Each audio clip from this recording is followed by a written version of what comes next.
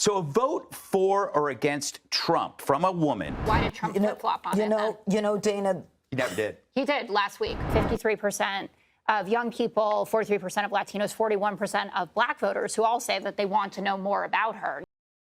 We've again got clips of Fox News liberal absolutely shutting down Fox propaganda from her MAGA co-host, so I thought we could take a look at a few of these clips and just jump in wherever's needed. Hey you! Yes, you! Did you know we have memberships for as low as $3 a month? You can help the channel grow, reach new heights, and help protect democracy, and you get a long list of exclusive perks from members-only polls to getting my videos early. The link is always in the description of every video. If you want, go ahead and check that out, and thank you guys. She hasn't parroted any of these open border stuff, Medicare for all, defund the police, any of it since 2019.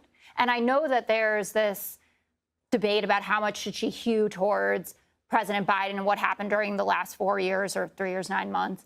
That is her record, for better or for worse. But that isn't a far left record. That's a record that Bernie Sanders became the most vocal advocate and defender of anyone. He was going to all of the Sunday shows when it looked like Biden was going to be pushed out. He was like, Joe Biden needs to stay in. This man is accomplishing things that are good for America, and that he had never even dreamed of having someone who was so good on climate action, for instance. So Bernie Sanders, it's not a gotcha moment in what he was saying. So they're discussing a Bernie clip here where he mentions how Kamala is moderating her message to win, which I also personally think that she is, especially when you're running against Trump, who is already going to label you a communist no matter what, and he's pretty far out himself, has an inability to appeal to moderates and independents.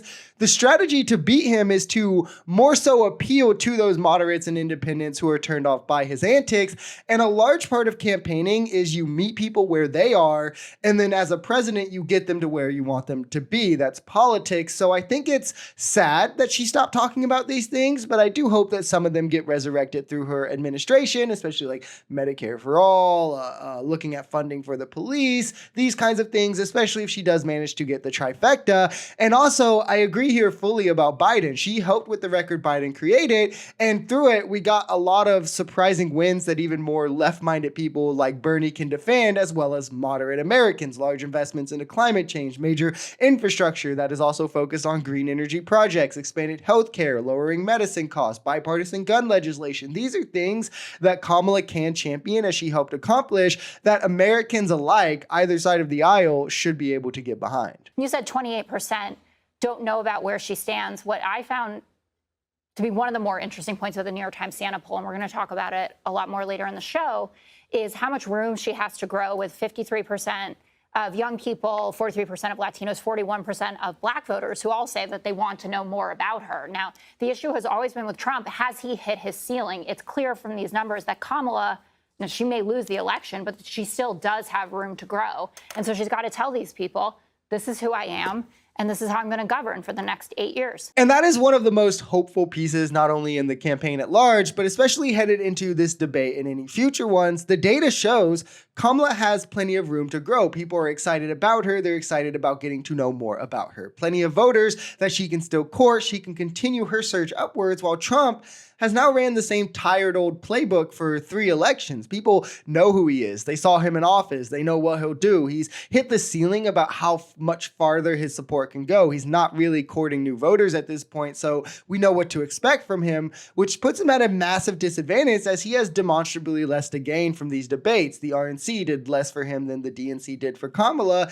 and as she continues to roll out policy, debate, do interviews, these huge rallies, it's only apparent that she's going to continue to climb, while Trump's campaign has been rather stagnant this entire cycle. So a vote for or against Trump from a woman has no impact on the issue of abortion. Has no impact. The Dems don't want you to know that. They're very reductive. If you're a woman, it has to be about abortion. How insulting is that? How stereotypical is that? That you can't think about inflation, that you can't think about foreign policy. Ooh, that's not important.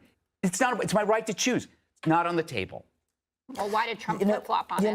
Dana. He never did. He did last week on He's how he's going to vote on Florida. I just told you. He said he knows that a 6-week abortion ban is draconian.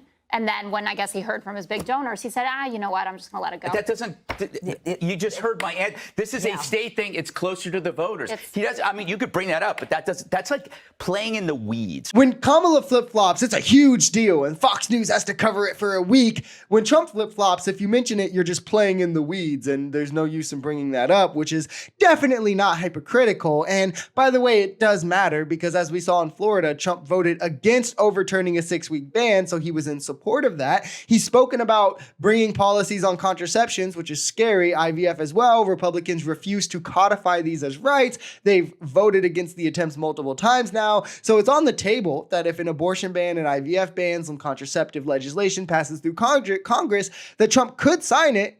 Well, Kamala definitely won't. If Kamala wins and we deliver a Senate that can pass abortion rights, Kamala will definitely sign it, while Trump will definitely veto it. It's pretty simple. One gives us 8 years of hope moving forward on this issue, while the other could possibly roll back all of the progress we made, just like he did in overturning Roe v. Wade.